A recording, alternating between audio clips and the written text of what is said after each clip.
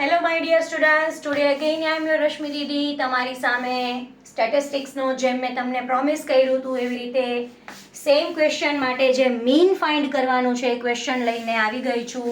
તમને એક્સપ્લેન કરું છું. મીનમાં તમને ખ્યાલ જ હશે અગર 10th સ્ટાન્ડર્ડ સ્ટુડન્ટ તમે છો તો કે મીનમાં આપણે 3 મેથડથી ફાઇન્ડ કરવાનું છે. તો મેં અહીંયા સેમ ક્વેશ્ચનમાં ત્રણેય મેથડ ઇન્ક્લુડ કરી દીધી છે.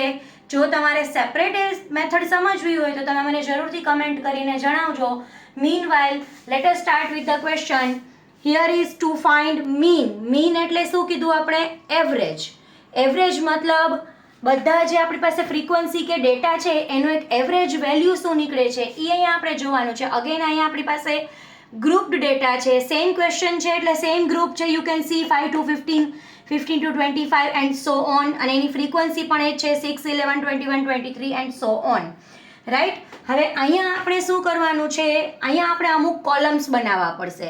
જેમ કે પહેલું અને કમ્પલસરી કોલમ છે કોઈ પણ મેથડ માટે. તમે ત્રણમાંથી કોઈ પણ મેથડ કરતા હો એક્સઆઈનું કોલમ એટલે કે મિડ વેલ્યુ. કોની મિડ વેલ્યુ? જે આપણો ક્લાસ છે એની મિડ વેલ્યુનું અહીંયા કોલમ બનાવવાનું થશે. કઈ રીતના એ મિડ વેલ્યુ ફાઇન્ડ કરીએ આપણે? તો કે 5 to 15, 5 અને 15નો મિડલ નંબર કયો આવી શકે? તો કે 5 plus 15 divide by 2. 5 plus 15 મતલબ 20. 20 divide by 2 is equals to 10.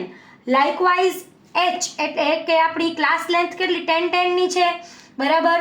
તો એક ફિક્સ ક્લાસ લેન્થ છે, પછી તમે એમાં 10 10 એડ કરતા જાઓ. 10 plus 10 20 plus 10 30 plus 10 40 50 60 and so on. તો આપણું xi નું કોલમ બની ગયું. આ column as I told you કોઈ પણ મેથડ કરો કમ્પલસરી બનાવવું તો પડશે જ, બરાબર? હવે નેક્સ્ટ મેથડની વાત કરીએ. સપોઝ કે એમાં છે ડીઆઈ એટલે અહીંયા શોર્ટકટ મેથડ જેને કહેવાય છે. શોર્ટકટ મેથડ તો ડીઆઈનું કોલમ કેવી રીતના બનશે? XI minus A. Now small A means what? તો અહીંયા જે એક્સઆઈનું કોલમ બનાવ્યું છે આપણે એમાંથી જે ફર્સ્ટ વેલ્યુ હશે એને આપણે એ તરીકે સપોઝ કરશું. તો અહીંયા આપણે એની વેલ્યુ મળી આપણે 10, રાઈટ? અને એક્સઆઈ એટલે આ કોલમની વેલ્યુઝ છે જ. હવે ટર્ન બાય ટર્ન એક્સઆઈની વેલ્યુમાંથી એની વેલ્યુ માઇનસ કરતું જવાનું છે. સો 10 minus 10 we got 0, then 20 minus 10, 30 minus 10, 40 minus 10, 50 minus 10 and 60 minus 10. So we got the column of DI. હવે DIની વેલ્યુ થી જો આપણે સમ સોલ્વ કરીએ તો એનું આગળ કોલમ બનશે. અને અગેન એક કોલમ હું અહીંયા સાથે બનાવું છું UI. As I told you earlier કે હું તમને ત્રણેય મેથડ સાથે સમજાવું છું એટલે અહીંયા યુઆઈનું કોલમ મેં બનાવ્યું છે. યુઆઈ મતલબ સ્ટેપ ડેવિએશન મેથડ જ્યારે કરશું તેમાં યુઆઈનું કોલમ આવશે. યુઆઈ કેવી રીતના ફાઇન્ડ કરવાનું? તો એનું ફોર્મ્યુલા છે એક્સઆઈ માઇનસ એ અપોન એચ. એચ એટલે ક્લાસ લેન્થ, આપણને ખબર છે, રાઈટ? હવે તમને આ ઓબ્જેક્ટિવમાં પણ પૂછાય છે યુઆઈનું ફોર્મ્યુલા, તો તમને ખબર હોવી જોઈએ એક્સઆઈ માઇનસ એ અપોન એચ. એક્સઆઈ એટલે મેં તમને કીધું જે આપણું કોલમ છે. એ એટલે આપણી જે અઝ્યુમ્ડ મીન. એ મતલબ અઝ્યુમ્ડ વેલ્યુ. તો આપણે અઝ્યુમ કરેલી છે અહીંયા 10 અને અપોનમાં એચ. તો ઇટ મીન્સ અહીંયા પહેલા માટે કેલ્ક્યુલેશન કરીએ like 10 minus 10 upon 10. 10 minus 10 0. 0 upon 10 કરો તો અગેન વેલ્યુ આવે 0. Then 20 minus 10, so 10 divided by 10, so 1. 30 minus 10 એટલે 20. 20 divided by 10, so 2. Likewise 3, 4 and 5. આ બધી આપણી અહીંયા વેલ્યુઝ આપણને મળે છે. હવે આ કોલમ બનાવ્યા પછી FI એટલે કે જે ફ્રીક્વન્સીનું કોલમ છે એનું ટર્ન બાય ટર્ન એક જો ડાયરેક્ટ મેથડ કરીએ તો XI સાથે, શોર્ટકટ મેથડ કરીએ તો DI સાથે અને સ્ટેપ ડેવિએશન મેથડ કરીએ તો યુઆઈ સાથે મલ્ટીપ્લાયના કોલમ્સ છે. FI XI મતલબ FI મલ્ટીપ્લાઈડ બાય XI. તો FI ની વેલ્યુ 6 અને XI ની value 10. 6 10s are 60, 11 20s are 220, 21 3s are 630, 23 into 40 so 920, 14 into 50 so 700 and 5 into 60 so 300. અને આ આખા કોલમનો કરવાનો આપણે ટોટલ ધેટ ઇઝ 2830, રાઈટ? હવે FI DI મતલબ FI ના કોલમનો DI ના કોલમ સાથે મલ્ટીપ્લાય.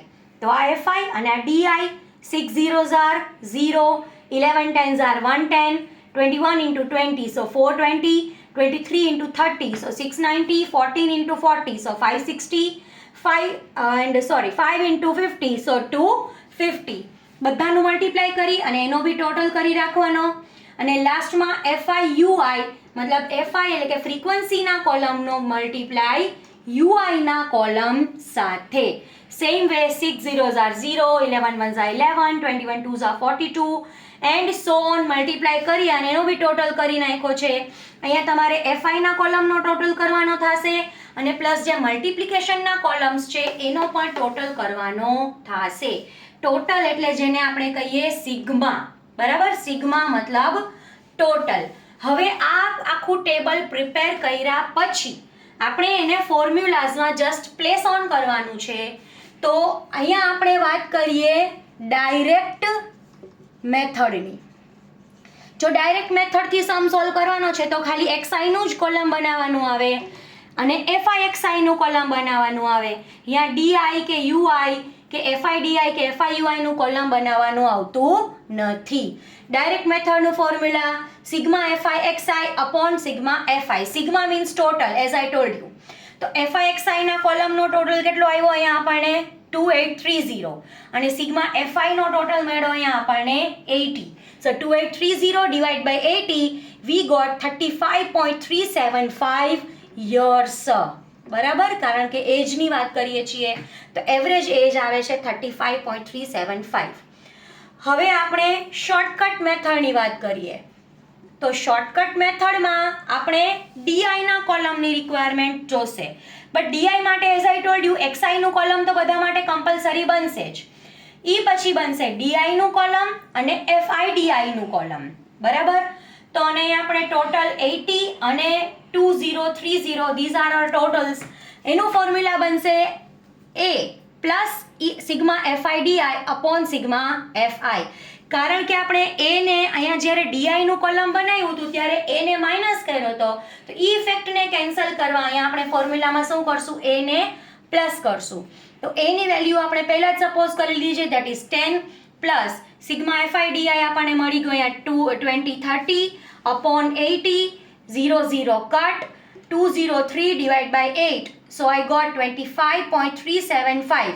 10 plus 25 point. હવે મેં તમને પ્રીવિયસ વિડીયોમાં કીધું તો એમ આમાં પોઈન્ટ છે અને આમાં પોઈન્ટ નથી તો 10 ની નીચે 25 આવે, અહીંયા 0.00 અને અહીંયા 0.375.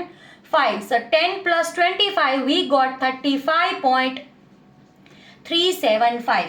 કોઈ બી મેથડથી સમ સોલ્વ કરો ફાઇનલ આન્સર આપણને સેમ જ મળે, રાઈટ? અને લાસ્ટ મેથડ છે સ્ટેપ ડેવિએશન. એકચ્યુઅલી આ જ મેથડ જો તમને સ્પેસિફાઈ ના કર્યું હોય કે કઈ મેથડથી સમ સોલ્વ કરવાનો તો સ્ટેપ ડેવિએશન જ આપણા માટે ઇઝી મેથડ રહે છે. એમાં તમારે શું કરવાનું છે? અગેઇન રિપીટ, XIનું કોલમ તો બનાવશું જ, સાથે એમાં આપણે UIનું કોલમ બનાવવાનું છે અને UIનું કોલમ બનાવ્યા પછી બનશે FIUIનું કોલમ. તમે FIના કોલમ અને FIUIના કોલમનો ટોટલ કરો છો અને એને x બારના ફોર્મ્યુલામાં પ્લેસ કરો છો. Like formula for step deviation x bar is equals to a plus sigma FIUI upon sigma FI multiply h. Same thing અહીંયા ફોર્મ્યુલામાં UIમાં આપણે શું કર્યું હતું? a ને માઇનસ કર્યો હતો અને h ને ડિવાઈડ કર્યો હતો તો એનાથી ઓપોઝિટ a ને પ્લસ કરી દેશું ને h ને મલ્ટીપ્લાય કરી દેશું જેથી પ્રીવિયસ ઇફેક્ટને કેન્સલ કરી શકાય. a ની value 10 plus sigma FIUI we got 203 upon sigma FI 80 multiplied by 10. 80 અને 10 નો 0 કટ 203 divided by 8 આપણે earlier કરી લીધું હતું જેનો આન્સર મળ્યો તો આપણને 25.375 એને આપણે 10 માં પ્લસ કરીએ so we got 35.375 years. So these are the three different methods for finding out mean, that is direct method, shortcut method and step deviation method. As I told you, અગર ક્વેશ્ચનમાં specify કર્યું હોય તો એ method પ્રમાણે જ તમારે solve કરવું પડે અને જો સ્પેસિફાઈ ના કર્યું હોય કે કઈ મેથડથી મીન ફાઇન્ડ કરવાનો છે તો તમે સ્ટેપ ડેવિએશનની મેથડથી કરશો તો તમારા માટે ઇઝી રહેશે. હજી આમાં મિસિંગ ફ્રીક્વન્સીના સમ્સ પણ તમને આવે છે. આ હતો એક બેઝિક સમ જેમાં મેં તમને એક જ ક્વેશ્ચનમાં ત્રણેય મેથડ સમજાવી દીધી. સ્ટીલ તમને ના સમજાણું હોય તો તમે મને કમેન્ટ કરીને જણાવી શકો છો, જેથી કરીને હું અલગ અલગ કરીને તમને સમજાવી દઈશ. ટિલ ધેન રશ્મિ દીદી કી ક્લાસ ચેનલને સબસ્ક્રાઇબ કરવાનું ભૂલતા નહીં. બેલ બટન પ્રેસ કરજો કે જેથી કરીને નેક્સ્ટ વિડીયો અપકમિંગમાં તમને એનો નોટિફિકેશન મળી જાય. સો ટિલ ધેન બાય.